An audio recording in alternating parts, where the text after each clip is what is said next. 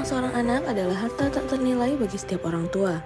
Namun, tahukah Anda bahwa tawa itu bisa terancam oleh masalah gizi buruk atau malnutrisi? Malnutrisi adalah kondisi di mana tubuh tidak mendapatkan asupan nutrisi yang cukup atau seimbang. Kondisi ini bisa disebabkan oleh kekurangan energi, protein, atau mikronutrien seperti vitamin dan mineral yang dibutuhkan oleh tubuh. Secara garis besar, malnutrisi terbagi menjadi dua jenis, yaitu 1. Kekurangan gizi atau undernutrition. Kekurangan gizi terjadi ketika tubuh tidak mendapatkan cukup energi, protein, atau mikronutrien yang dibutuhkan. Kekurangan gizi terbagi menjadi dua, antara lain stunting. Stunting adalah situasi terhambatnya pertumbuhan tinggi badan akibat kekurangan gizi kronis sejak dalam kandungan atau masa kanak-kanak. Wasting. Wasting adalah penurunan berat badan yang drastis dalam waktu singkat. Jenis kedua adalah kelebihan gizi atau overnutrition. Kelebihan gizi terjadi ketika asupan energi dan nutrisi yang dikonsumsi melebihi jumlah yang dibutuhkan oleh tubuh. Kelebihan gizi juga menjadi masalah serius terutama di negara maju. Kondisi ini dapat menyebabkan masalah gizi seperti obesitas, yaitu kondisi saat tubuh menyimpan timbunan lemak dalam jumlah berlebihan, dan resiko penyakit tidak menular. Masalah gizi juga dapat menyebabkan peningkatan risiko diabetes, penyakit jantung, dan tekanan darah tinggi. Hasil survei status gizi Indonesia atau SSGI tahun 2022 menunjukkan prevalensi stunting Indonesia berada di angka 21,6%.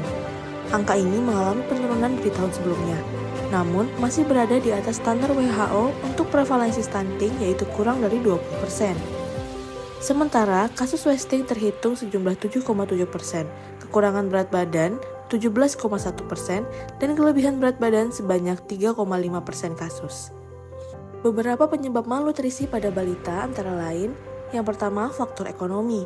Keluarga dengan keterbatasan ekonomi seringkali kesulitan menyediakan makanan bergizi yang cukup. Kedua, kurangnya pengetahuan. Banyak orang tua belum memahami pentingnya gizi seimbang untuk tumbuh kembang anak. Ketiga, penyakit menular. Penyakit seperti diare dan infeksi saluran pernafasan dapat menyebabkan malnutrisi karena mengurangi nafsu makan dan mengganggu penyerapan nutrisi. Keempat, praktik pemberian makan yang tidak tepat.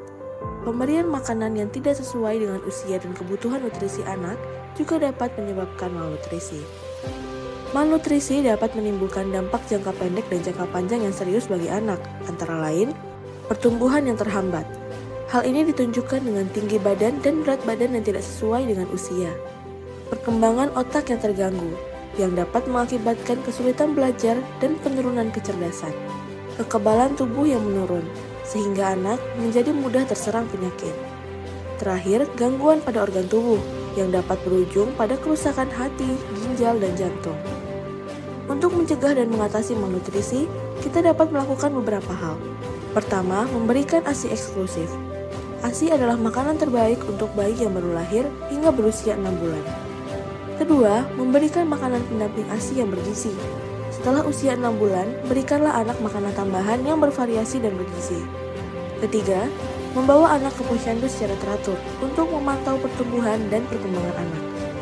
Keempat, menjaga kebersihan lingkungan demi mencegah penyakit menular yang dapat menyebabkan malnutrisi. Dan kelima, meningkatkan pengetahuan tentang gizi. Contohnya dengan mengikuti program penyuluhan gizi untuk ibu hamil dan menyusui. Mari bersama-sama peduli terhadap tumbuh kembang anak. Berikan anak nutrisi yang cukup agar mereka tumbuh dengan sehat dan cerdas. Ingat, masa depan bangsa ada di tangan generasi muda.